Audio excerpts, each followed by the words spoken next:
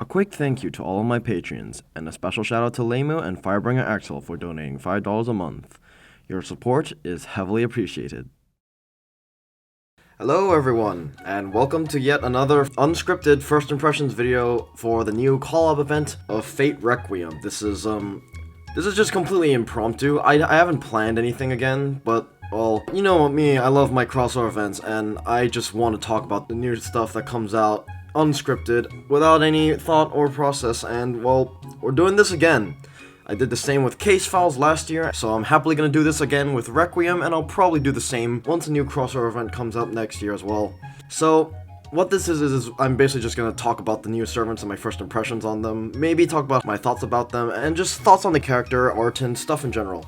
So, of course, with Fate Requiem, Requiem itself is a very new series, so there's not a lot of actual knowledge we have on most of these servants from a lore standpoint. Well, there is now-ish, but they're kind of spoilers, and I don't know how to feel about that. But, well, what's done is done, and even then, I'm really happy with this event, because, oh, this lineup really surprised me, and in a good way. I expected a few people to be disappointed for a certain thing, but I don't really mind myself, so I'm just gonna dive right in and talk about our new servants, starting with the 4-star Berserker from the gacha, Kijo Koyo.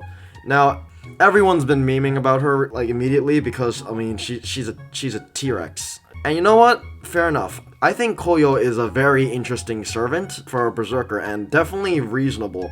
The thing about Koyo is that she's a shape-shifting yokai, and her normal form is that monstrous T-Rex form, and so far in the novel, she's only appeared this way. She's not turned into, well, I'll show you later, but she's only appeared as this yokai T-Rex, and honestly, I think it's really cool for a Berserker, especially since, one, she's actually more of a supportive Berserker than an offensive one lore-wise. She's a healer, and two, it's just an interesting idea to have like a yokai like this represented in a more monstrous manner, fitting of the Berserker class. Now her stage 1 shows her in that, and you know what? The art is goddamn beautiful. I love this a lot. I love the garments that she wears, and you already know, I am a huge fan of Koyo as a concept. So personally, I'm probably going to be keeping her in this Ascension most personally, just because I like it a lot. But that's not to say the other Ascensions are bad either. In fact, they're quite cool. Now, her second one shows her as more of a Miko of sorts. And that's surprising that she had a human form, but I'm not complaining. This is a cool concept, a shape-shifting servant as well. And now she has some dialogue lines as well, and talks and stuff. I really like how elegant this looks, and just the tree going from green to red is gorgeous. If you didn't know, there are already theories linking Koyo to Akiha from Tsukihime, because they have similar demonic lineages, and this kind of tree, especially in this color, could be a reference to Akiha's own affiliation with this exact kind of tree and her vermilion state. So I think that's really cool, and just this design is beautiful, as I'm a huge fan of Shrine Maidens and Mikos in general, so this is really nice. But even then, I prefer her third Ascension even more, which is more of a hybrid between monster and human, and I love this. I really love this. The color might be a bit much in areas in my opinion, but even then, I still really appreciate this, and it's just goddamn gorgeous. I like the snowy background, and just the hybridization of her monstrous appearance and her human appearance just makes for a really good design. And her fourth Ascension is rightfully elegant. And also, I just gotta say, all of the Fate Requiem servants, they're done by an artist called Noko, and I don't know if you knew this, but Noko is my favorite artist in Type Moon, so yes, I'm very happy with all of these illustrations, both these and the ones that I will show soon. For her stats, she's typical Berserker. She's got triple hits across the board and a 5-hit extra attack and full buster deck. Her NP gain is actually quite good for a Berserker, nothing amazing but solid. She has a pretty high attack stat, lowish HP stat, and overall, she's quite a normal Berserker, nothing particularly special, but still cool. Now, onto her skills. Her first skill is Shapeshift Dinosaur, which survivability on a Berserker and Star Weight. Now, the Star Weight lasting for one turn is a bit of a shame, but also at the same time, she's a 4-star and it's still a good skill. I would probably use this a lot in general, because 3 out of 5 turn defense up is really useful, and crit rate on a Berserker, even if she doesn't have a crit damage skill, which she doesn't, that's still useful for offensive attacks, especially if you got a Buster Brave chain up. So yeah, Not broken, but this is a good skill. I'm satisfied with it, and I've got nothing to complain about. Second skill, this is her bread and butter offensive skill. This increases her own quick and buster performance. Now, the quick, I assume, is mostly to generate stars more than anything, and it's not really that noteworthy, but I think the buster performance up for 3 turns is good enough, so like, it's just a bonus at this point. But the real special thing is it overcharges one ally's NP by 1 stage for 1 time during those 3 turns. Now, her quick and buster buffs are only to her. They are not targetable, but this overcharge effect is. So you can have her as a semi-support of such, and as you'll see later, that's sort of her role as well. She's half offensive and half supportive, which really fits with her lore as a Berserker healer. Now, to present this further, as I said, her third skill is a support skill. It gives instant kill immunity for 3 turns, which is niche, but more on that, it also recovers party HP and removes 1 debuff. Now, I do wish it was just a full debuff clear in general, but I guess they didn't want to break her, so I can't complain too much. At least 1 debuff is better than none. So, it's not a strong support skill, perhaps, but this gives her utility. And as you'll see later, it also works quite well with her actual kit. For her passive, she has Madness Enhancement A, which is good for busters, and Magic Resistance, Debuff Resistance, who cares about that? Now, her NP is a 10 hit count, single target buster NP that increases her own attack, but also inflicts burn with 500 damage to herself for 3 turns. The demerit is a bit of a shame, but because it does only 500 damage rather than 1000 damage, Nobu, it's not that bad, and guess what? Her third skill literally just pairs with this. It will remove this debuff if necessary, and also recover her HP. So it's not a big loss in my opinion. If she has multiple debuffs, it's a bit of a shame since she is a Berserker and does have lowish HP, but honestly, this isn't that bad of a demerit, and having an attack buff along with her second skill, it means that she can output pretty decent damage as is. However, she doesn't have an NP interlude sadly, so she isn't ultra powerful, but if she ever does get one, she will become one hell of an offensive Berserker with a bit of support utility, and I say she's worth rolling if you like her, but not a requirement. Overall, my thoughts on Koyo as a Berserker is that if she's nothing amazing, and there's a lot of other Berserkers that do similar purposes, but she does have a bit of support utility to make her worth rolling if you're interested, and plays fun as well. So if you're interested and are a fan of our character like me, you should aim for her. Why not? Now, the second servant I want to talk about is our limited 5-star, and his name is Voyager. Now, Voyager is actually the Voyager 1 space probe, and he's a Foreigner-class servant, which was somewhat of a spoiler, like it was implied during the ending of Fate Requiem, but we didn't really get any explicit explanation of that, and we didn't even know his class, so this is technically a spoiler. While I love this event, I really do not think it should have come this soon because it really spoiled a lot for Voyager, and that's my biggest problem with it. And I would have preferred learning more about him, like his class and his abilities, before this event came out, but oh well, water under the bridge. And to make up for it, I'm actually a huge fan of Voyager's concept and idea. The moment I realized what he represents, I became a huge fan of him. I made a whole video on that. Now, if you want to understand my love for Voyager, you should just watch that video as well as maybe watch my review on Planetarian, because Planetarian honestly is a big reason I love Voyager, because recently I finished that visual novel and it really sticks with me, and the themes that it presents really just mesh a lot with Voyager's entire concept, so yeah. But back on topic, as a character he's also really cute, and really, I was surprised because in Fate Requiem, he doesn't actually talk that much. He's very quiet and curious. So, to see in Fate Grand Order, he actually does talk quite a bit, which is really surprising. His first ascension is how he appears in Fate Requiem, and if you knew me, you know I love this design. I think it's a really cool design. He's a young, bright boy. I love the light colors, the pale, the scarf, the blues, the white, and the gold. It's just, I love this design a lot. The moment I saw Voyager's design, I was like, damn, that is a cool looking servant. And I love the symbol on his chest, just giving a little hint to his identity. It's such a cool detail. And if you notice, he is hovering over Earth, and I think that's a representation for something that I'll get into later. His second ascension, I also really love. This just gives him a lot of style, And it's like a more mature version, and I love the constellations and the background. That's gorgeous. If you notice, now he's flying over Mars, and this ascension has a bit more maturity than the last one, which to me symbolizes that as he goes on his journey, he's growing more. Because in general, Voyager's character is that he's very childish and curious and constantly learning. And through the story of Requiem, and maybe even in Fate Grand Order, I don't know, I haven't read the translations, he is slowly learning more about Earth itself. And so I think that in Grand Order, it's because he's already spent more time with Eris through the story of Requiem that he's changed a bit. He's talking more because of that. And he's growing up and becoming more mature. And the prime example of that is his third ascension, where he straight up just becomes the embodiment of the Voyager 1 spacecraft. He's in Jupiter, he's fully equipped with his jacket. Now, a lot of people might find it funny that he's thick as hell, but I think it's very fitting, because he's technically an astronaut. The astronaut-like leggings represents how he's a space vessel. And there's a lot of details, like the Voyager 1's antenna on his leggings, the golden disc on his pants, as well as his color scheme in general. His muffler being a representation of the reflective color that the Voyager 1 spacecraft is made of.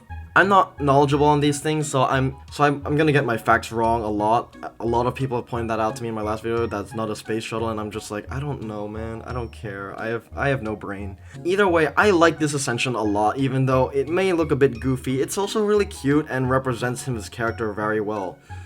And damn, his final ascension is goddamn beautiful. The colors are just so gorgeous. If you know me, a huge reason I love Noko is at times his colors can just be so mesmerizing, and this is one of those examples. Like his illustration of Voyager here, as well as his illustration of the Mosaic City, are just really gorgeous, and I love it. It's so nice. In terms of a servant, he is actually our first quick foreigner, and boy does he set a pretty solid standard for it.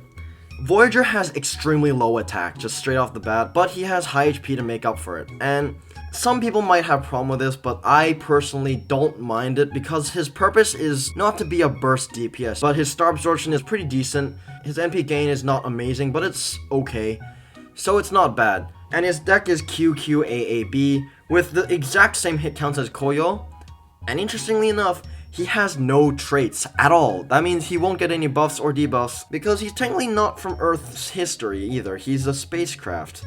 And he's not even technically a living person, so obviously he wouldn't have a lot of human traits.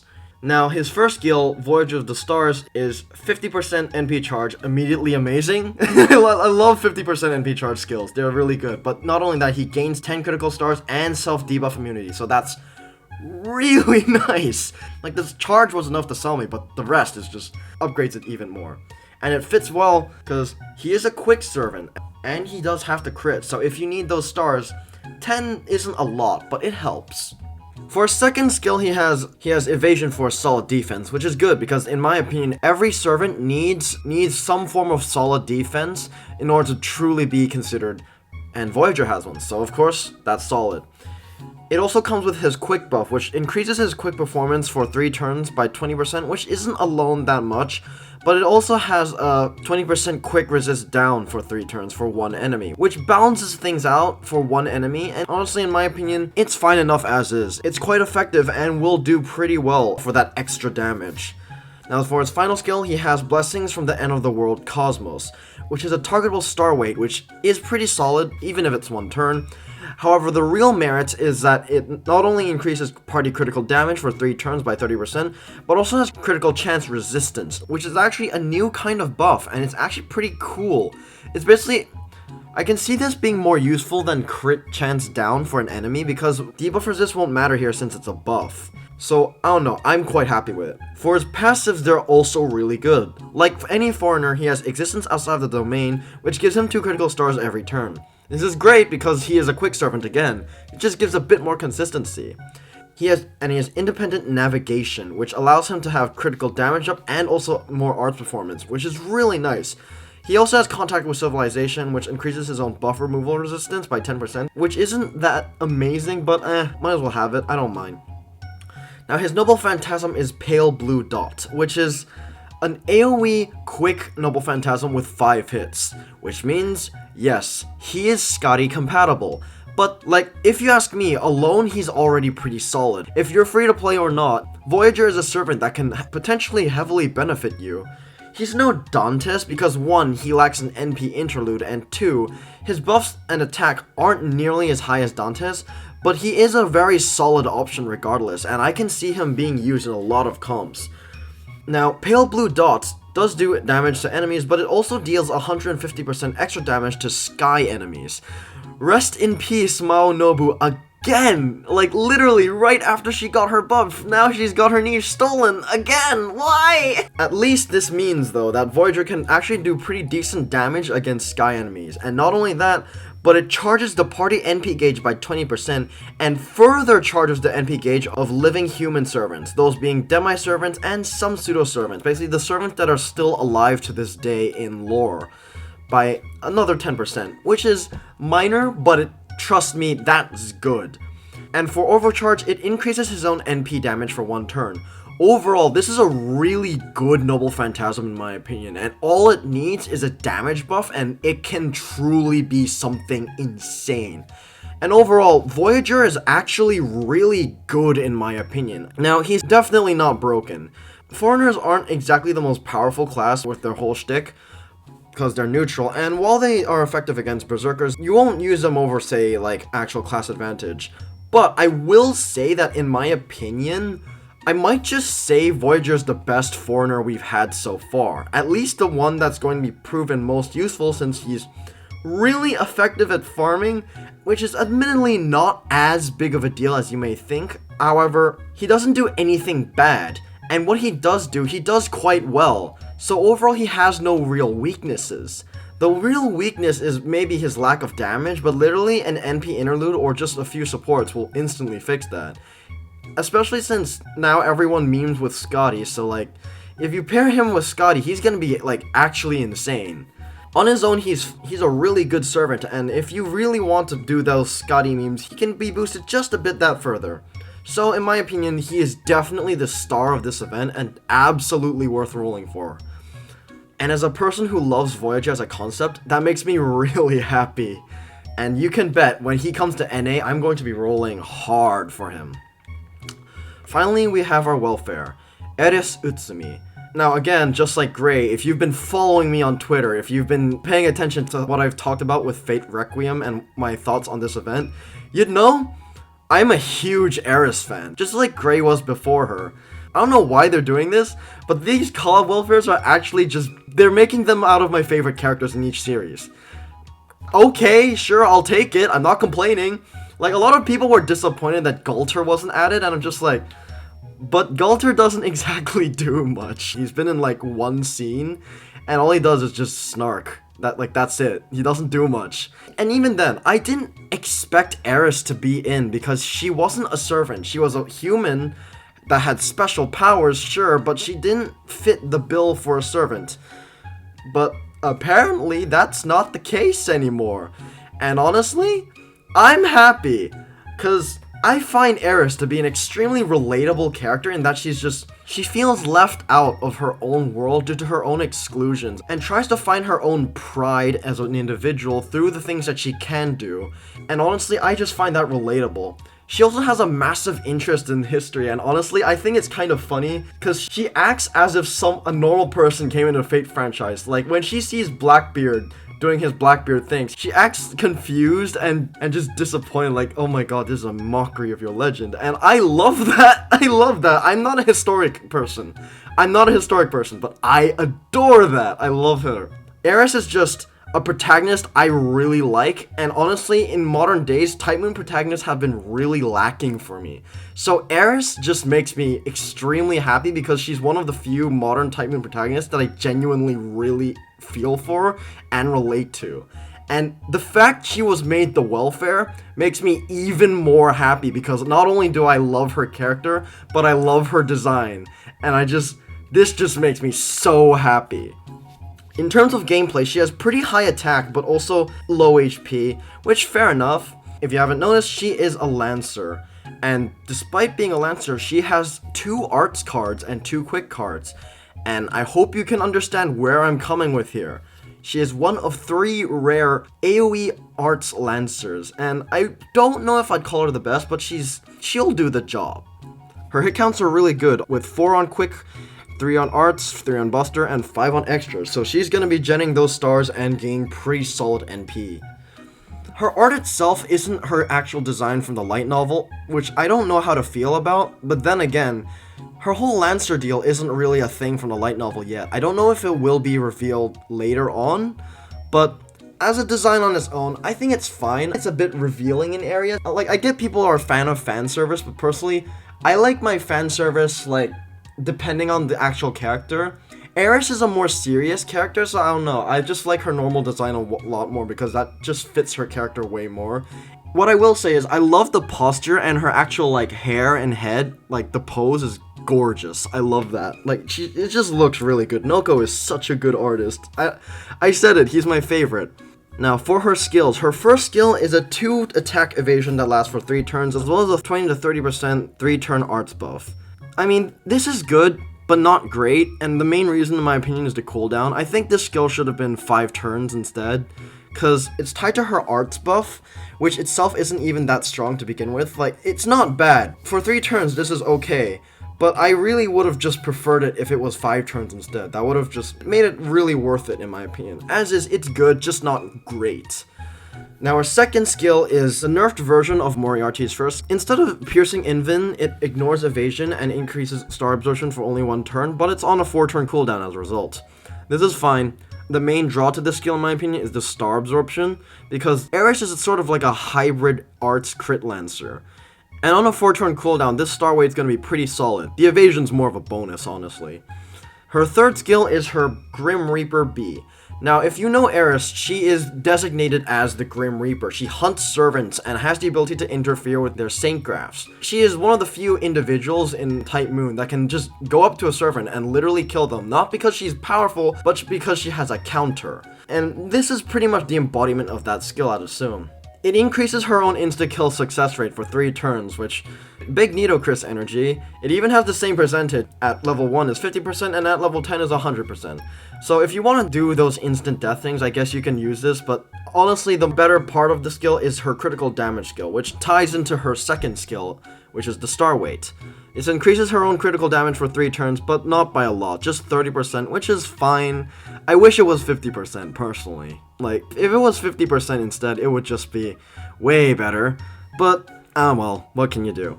Now, the interesting thing here is that it also increases her own damage against servants for 3 turns. But again, it's only 30%. Like, come on, you couldn't make it 50. Like, I don't know. I guess I'm asking a bit too much because it's 3 turns for all these effects. Maybe I'm just asking for a bit too much, but I think either one of these effects should have been 50%. Maybe both, but at least one. As is, this is, again, in my opinion, not as good as the other 2 skills. I don't know if I've called bad, but at best, I feel like it could have been better. A bit of a wasted opportunity, maybe. I don't know. Either way, though, it works with her kid, so it's not like she's bad. She's fine, just not amazing. Now, for her passives, if you can see, all of these effects fit her well. Her riding helps with her quick, allowing her to generate more stars and maybe do a teensy bit more damage. Her independent action makes her do more critical damage, and her divinity just gives her a bit of a damage boost. Now, her NP is a 3-hit AoE Arts NP, which means that she has potential to loop. Now, I don't know if she can yet, because at the time I'm recording this, 1, she isn't actually out for gameplay testing, so we can't tell, and 2, we don't have her NP gain stat, so we can't math it out either. So, I don't know. I'm going to hope that it makes her at least on the same level as, say, Berserker Musashi. I'm not sure. It probably won't be, but, because, honestly, if she would be able to NP loop, she would be a genuine competitor for Fyung, who is currently reigning champion and honestly is kind of scary with how consistent he is. Believe it or not, I still think Fyung is an amazing Arts Lancer, and just the way he loops, man. One thing she does have is that she does remove all defensive buffs. I wish it would have been before she uses the NP as usual, but I mean, I'll take it, it's better than nothing. And also, fittingly enough, as implied with her third skill, she has the chance to instant kill them. Now, this is only a measly 30%, so I'm not expecting this to proc very much. Like, to compare, Assassin Skahak is also at 30%. And yes, Skahak doesn't have an instant death skill, but I think that just brings things into perspective on how low that is, honestly. And even if you compare to a farming servant like Nitocris doesn't always have instant death. It's a chance-by-chance thing. And hers is still higher. Hers is still 50% at base. So I don't know. If you ask me, I think this should have been higher if they really want to make her an instant kill servant. And the other thing is, if it does proc instant kill, since the instant kill activates first, if she uses it, it means she won't get the art's hit counts NP refund on it. So that decreases her own viability in terms of NP looping. Overall, I can't say Eris is the best so far. She's fine. Like, she's usable, don't get me wrong, but she's not exactly amazing or really special. Is she a competitor to Melt or Fyung? I would say no so far, unless she can loop. If she can loop, then I guess. She would be on a similar tier, she just does things a bit differently. But assuming she can't, she'd be slightly underwhelming in comparison to previous welfares, especially since we got powerhouses like Saber Hokusai, Nagao, and Grey recently, who are kind of insane for welfares in terms of what they do. In comparison to them, Eris is just a bit underwhelming. Like, she's not bad, but she is slightly underwhelming, and I do think she could have been slightly better if her numbers were just boosted a bit higher. Overall, though, I'm still gonna use her. What do you expect? I'm an Eris fan. Gameplay, go home. I'm just gonna use her. She's my girl. I'm gonna grail her, she's gonna be awesome. And all in all, even if she isn't the most broken servant, even if she was a terrible servant, I would still love to use her, because she's Eris Utsumi. She's one of my favorite protagonists in modern Type Moon works, and I really like her. Would I say she's bad? No. She's just a step down in comparison to the ridiculous shit that we've been getting recently. So if you like her, raise her, take pride in her, and she'll serve you well. And hey, even more so if you don't have an AoE Arts Lancer, because those are surprisingly rare. Overall, all of that being said, I'm, again, very happy with these servants from the Fate Requiem collab. I just love these characters, man. I don't know what to say. I'm literally just gonna be repeating myself for all of these collab events, because I don't know, there's no way they disappoint me unless they don't include a major character. It's kind of stupid, because I'm just biased to all these Type Moon works that I just really like. For a potential rerun, I don't know if I'd want Gulter, because I think Gulter would fit more in Fate Grand Order itself, if anything. But what I will say I want, give me a Koharu servant, because Eris might be my favorite character, but my second favorite is actually Koharu, who is Gulter's master, and in my opinion, a way more interesting character and also more likable character. If you haven't read Fate Requiem, go check her out, because she is quite the cool, interesting specimen. I really like her. So, that's all I have for this event, and I'm just gonna go back and grind more for dice to roll in that board game. With that being said, see you guys. Let's hope the next year we'll get a Tsukihime event.